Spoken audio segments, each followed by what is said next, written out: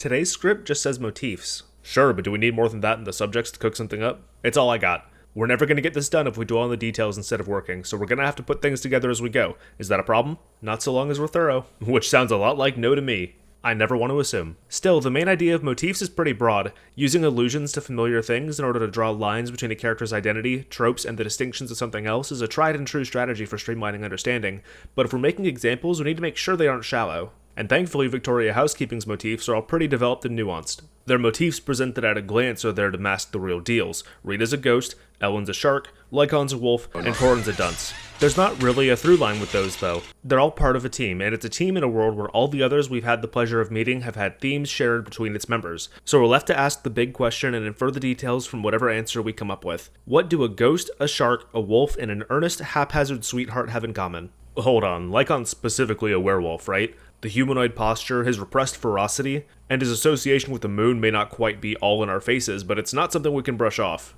Okay, so a ghost, a shark, a werewolf, and a dumb... They're all monsters? At the very least, 3 of them are mainstay horror monsters. Ghosts and werewolves only really have competition at the round table from zombies and vampires. Is Corin a zombie? No, because then Ellen's the odd one out. At least by our evaluation. Ghosts and werewolves are some of the original fictional creatures of the night, but sharks, while scary, are actually pretty modern as far as monsters in media are concerned, so... Corin's a Frankenstein. Actually, she would be a Frankenstein's monster. I'd have to agree with that assessment. Of course you would, we're the same person. So let's start there. When we think about the Frankenstein's monster, clumsiness, naivety, and scary first impressions come to mind. Like, who's this little freak with this serrated skirt and buzzsaw that just carved through a train car like she was weed whacking? It's important to note the monster's horrifying appearance, and how, for the most part, until it got polluted by a parent in a society that didn't accept it, it was innocent too. And ignorant, don't forget ignorant. But once we're past the initial scare, we're left with the mild-mannered cinnamon bun of a maid. The hitch is looking past the scary appearance to see who she really is. And Corin's not scary, she's adorable. It doesn't take hardly any time or effort for us to forget about the gnarly buzzsaw and cut straight to her. The screws on her head give Corin an impression of being haphazard and shoddily put together, and as the youngest of the group and the one most prone to accidents, we get plenty of scenes of that haphazardness blending in with inexperience and a desire to be the best maid she can be. Usually this takes the form of her doing something wrong or acting up and getting corrected by one of the seniors, and as much as it inflates the idea of her being bumbling, that's kind of the point. Corin is woefully clumsy. She's an amateur, and makes that clear as day, and despite that she manages to stand out. Characters that are just fail girls usually lose their charm pretty quickly, but Corin's earnesty and the fact that she isn't always messing things up is all it takes for us to root for her instead of rolling our eyes. She might not take care of her weapon, and lets her feelings peek through the professional mask she's encouraged to keep up on the job. And she might still be getting the whole being a poised, respectable, and forward-thinking maid thing figured out, but she can do physical labor with confidence. I'm not making a joke here, that's worth a lot. Corin knows that she still has a lot of room to grow and a lot to learn about her profession, the world, and herself, but she does want to learn, improve, and contribute wherever she can.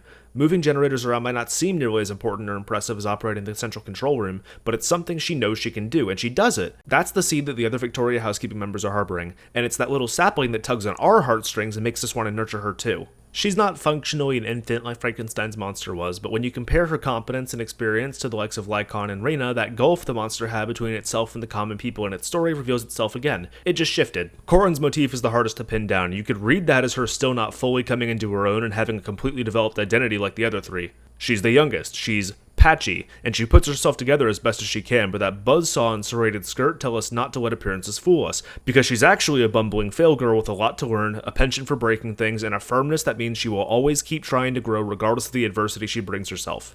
Meanwhile, Ellen's shark motif is, well, as obvious as the tail swishing behind her back. Half the gymnastics with deciphering motifs is making the connection in the first place. In Corin's case, we have the details and could figure out the idea by putting them all together and referencing it to the other Victoria Housekeeping members. In Ellen's case, we have the opposite. No doubts about it, Ellen's a shark, so what does that mean? Good question. This is a little something about sharks. Yeah, shark facts! Sharks, like most fish, are incapable of swimming backwards, and while the blood in the water putting sharks into a frenzy bit is just superstition, it paints the image of a monster with focus, ferocity, and persistence. But maybe in Ellen's case, stubbornness is more accurate. I wouldn't call Ellen stubborn, I'd say she's unwavering. Wait, so are we getting any more shark facts? Conversationally, it means that Ellen never doubles back on herself and doesn't mince her words. She will ask if you have any games on your phone when hers runs out of charge. My money's on her probably taking it from you if you say yes, too. There's no denying that she's committed, and when Ellen gets going, she puts everything she has into the motions, but there's never any room to think or course correct until the motions followed through. That refusal to task switch makes her really task-oriented, but only that. She does what she's told or what she's urged to do and clocks out until she's needed again. It's blatant laziness. More like energy conservation. And in her defense, for all the energy she conserves by not managing a mask and only doing exactly what's asked of her, she does exert herself when the situation calls for it. Sharks will usually mind their own business in the water. The danger comes when you antagonize them. And we all know that when sharks are involved, danger pretty quickly turns to brutality. The ebbing energy levels are shark-like too. Sharks sleep on and off throughout the day in increments of a few seconds to a few minutes. They aren't restless, bloodthirsty apex predators, so Ellen actually has a lot more in common with actual sharks than horror sharks, but as a normal shark, she still fits into a web of monsters. The web between their motifs may just be an idea, but it's that idea that ties them all together even more tightly. Ellen could have been made out to be a ravenous gulag transportation machine instead of who she is, and she'd still fit her shark motif. But then she'd be a monster shark through and through, and some nuance would be lost. Think of it like this. Corin wouldn't be nearly as sweet or compelling if she were a victim of abusive and neglectful parents in a society that rejected her at every turn, swearing herself to vengeance on her creators for birthing her into a world that hated her by taking those most special to her creators away from them. Actually, wait, that'd be kinda tight. Because then she's no longer her own person. Her motif becomes far more direct instead of subtle, and she becomes Frankenstein's monster, the anime girl, instead of being Corin. One of the last things you want when tying a motif or reference to someone is your audience to go, "Oh, their jaws." It's diminishing. The quirks of a character's design and personality being so overstated and so similar to their motif that they can be figured out at a glance is usually to a detriment to the character. You see Ellen and immediately know that she's a shark, and can interpret that her mannerisms are, well, shark-like.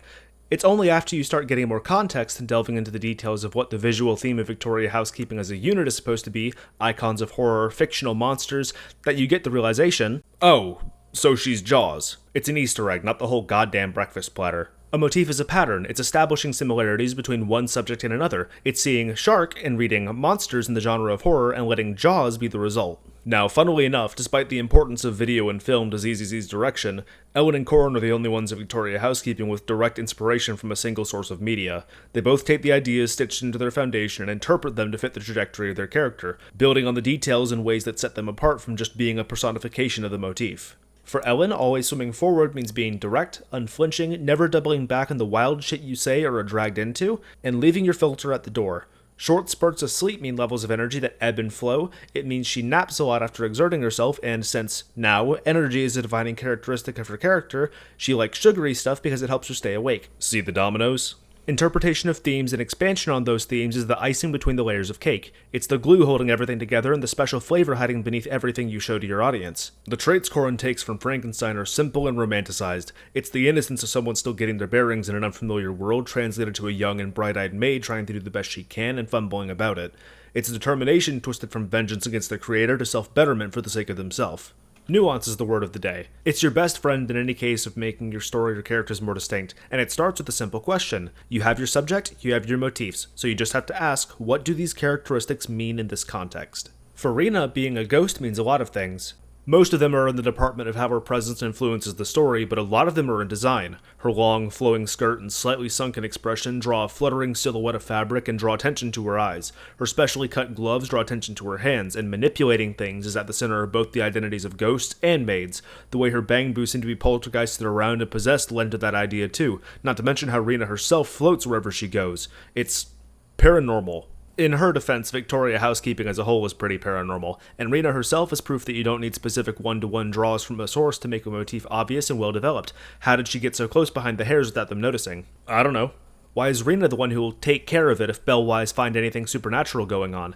How is she going to take care of it? I don't know. And, dare I ask, can Rena tell us anything about herself besides her supposed name? Does she need to, and we're totally obsessed with her even without that information? It's mysterious, and almost unnerving the more you think about it. There's no explanation for anything involving Rena, even if we pry. Well, the assumption that everything in a piece of media needs to be explained is toxic anyways. There, I said it. And let me say it even more clearly. I do not care that we don't know why Rena floats. I do not care about what she's done in the past to earn so much respect from the others. And I especially don't care that the only characterization we get from her is in scene, through her mannerisms, and from the things others say about her. Would I like to know? Yes, yes, yes, 100,000 times yes. But not knowing is mysterious, and certainty is the enemy of the supernatural. The lack of details is encouraged, and I hand-wave the questions I have about Rena because those gaps in knowledge enhance her character thanks to the identity her motif gives her. I'm not the type to enjoy turning my brain off when I'm absorbing media, but because Rena's a ghost, and I know she's not actually a ghost, I'm prodded by every detail she gives me and encouraged to let any lack of them slide. The narrative insists I simply enjoy her presence whenever Rena's on screen instead of prying into specifics I may very well never be given. Not looking underneath the hood enhances her image as a maid too. The only side of her we clients need to see is the side she wants to show us. She will serve us and satisfy. Rena will do her best as a caregiver and will do it in her own way, and we are obligated to keep her concerns about how she does what she does and who our lovely maid is beyond this job she's on with us to ourselves. And what about a motif that demands questions from us instead? What would you say if I told you this was our character? This coin is our character, no tricks about it. It has all of our character's features, histories, traits, and otherwise right here, tucked away in this tiny metal disc for us all to enjoy. I'd say you damn better flip it over so we can see the rest of it. Werewolves are duality. Duality can be night and day, professional and private, past and present, and so on. They are a creature with two sides, and more pressingly, they are the transformation. Duality is a theme so closely knit to werewolves that you cannot separate it from anyone with the motif. Hot stud, lycanthrope butler that he is. And God is he hot. The face we see, the man we interact with, who helps us through thick and thin, and figureheads Victoria housekeeping is not the full picture of who Von Lycon really is. It can't be. He's absolutely ex-military at the very least. But we don't know that. Like Rena, he's completely shrouded in mystery apart from the things we're shown. In Duality's case, we only know the side we can see. A werewolf being present means there's another side for certain, and that the side we aren't shown is probably dangerous. Have we just not seen the other side of the coin, or is it being withheld from us? Then it's what changes between the side we see and the side we don't. Normally it's a broad shift from domestic to feral. Both are good. Either's fine. The traditional werewolf is man by day, beast by night. Haha, hey, fingers crossed, I sure hope he's a... So assumption number 1 is that he's a different person on and off the job. That him as the butler is half the picture. Assumption 2 is that he used to be a different person and has grown into someone else. In cases like this, it's usually the wolf being tamed and settling as the man. Assumption 3 is that whatever it is, however it takes hold of him, it's just when the full moon's out, making him a werewolf in a bit more of a literal sense. And regardless of the inevitable reveal or the truth of the matter, while mystery is the crux of Rena's intrigue, it's assumptions and speculation that are the crux of Von Lycon's. The classic scenario is a werewolf who locks himself up at night for fear of wreaking havoc. The townspeople hear rumbling and howling from the cabin up on the hill every night with the full moon, and after a few months wind up investigating. Through unforeseen circumstances, the door is opened, the werewolf is let out, and the town becomes a ghost town. The knowledge of the other side existing raises questions about whether or not we should be allowed to see it at all. And, since we're human, and crave information and excitement more than anything else, we're gonna say the answer is yes. We as the audience want to more than anything else, and as a writer, information like that is not the kind you should keep from your audience forever. There should be an answer, and the more questions you pile up on our brains, the worse it'll feel if you hold out on us. Where is all of this oddly specific knowledge coming from? Why can he identify a type of transmitter at a glance? Why does he know how to fly a blimp? What is this big ploy that Victoria housekeeping is a part of, and why is Lycon a butler now? I really care about these questions. I care about Rena's more, but while she dissuades us from prying with her mannerisms, Lycon persuades us to ask every question that scratches our brains just by nature of that other side existing. It's another side to his character. It seems like another side to his work. If it is, then that's another side to the company, and probably another side to the main story's plot that we're just not privy to yet. It's a ripple effect. If we ask questions about the characters, we keep asking questions when the plot takes a turn, because it's in those future developments that we might find juicy bits about the characters we're already hooked on. And when the questions are snuffed out, we're left focusing on the present whenever Rena's on screen, hanging on every word that comes out of her mouth in no context but the context of the scene she's in. They're a great pair, and all of this intrigue and depth is from nothing but their motifs. This has nothing to do with the things below the character's surfaces, and that is a magical thing that creatives need to understand. Motifs are not mandatory to writing compelling characters. Yeah, just look at us. But it's a lot easier to make muffins in a muffin pan. What you put inside the molds and all the things you put on top of the muffins once it's baked are up to you. It's a lot easier to cut cookies out with a stencil, and making your own recipes usually starts with a cookbook. But in cases of motifs, it's less cutting cookies and more making the batter.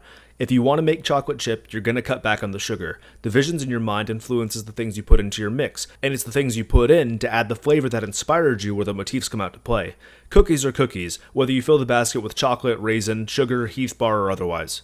Association is a powerful and enticing thing, so whether it's the icing or the subtle filling that makes all of your treats have something in common, use references to help you find a balance of ingredients and a unique flavor to twist into your own, and use those recipes you borrow from as simple assurances. Use simple assurances like that, no matter if it's obvious or it takes a while to get it, to bring your groups under an identity and to make every member even more special through the power of comparison. They're all maids, they're all monsters, but Victoria Housekeeping's greatest strength is how all these identities mix, react, and shape the rest of the whole. You see the icing and the toppings first, and the taste of the filling brings new context to the batch, and they both give confidence, that even if the sweets aren't to your liking, there's presentation to appreciate, and something sweet and special for you to dig into every time you take a bite. People really liked it when you talked about how little details inform the relationships between the members, boss man. Alright, start the timer. Okay, so we have another batch of 2 pairs making up Victoria Housekeeping. That's the senior members and the junior members, Lycon and Rena, and Ellen and Corin. There's a difference in age, experience, involvement, and in Ellen's opinion, stinginess.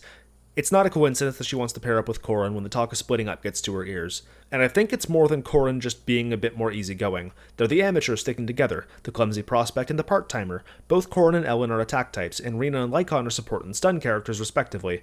I think you could read that not only as the more professional and fully realized caregivers taking on styles of fighting and roles in a squad to support others using their talents, like the maid and butler that they are, but also as the two of them having less in common than Ellen and Corin do. The 2 juniors are still figuring things out, and instead of serving and supporting, they're more fixated on solving. They're attack types, providing damage themselves instead of enabling more damage to be done by another. They're conducting work for Victoria Housekeeping for their own reasons, and are forward with those goals, while Lycon and Rena keep their focus on the tasks they're involved with and their cards close to their chest. The 2 of them draw as little attention to their own wants during the events of Chapter 3 as they can, and they make it so despite how likable the 2 of them are, we really don't know anything about their motivations by the time we go our separate ways. A character's effective role in a party can inform their relationship to the rest of the group, and that starts with the functional things they have in common. Normally in situations where the party has more than one damage dealer, the DPSs tend to compete with each other. In MMOs that's done with numbers or a leaderboard, but narratively there's an opportunity for drama by comparing performances.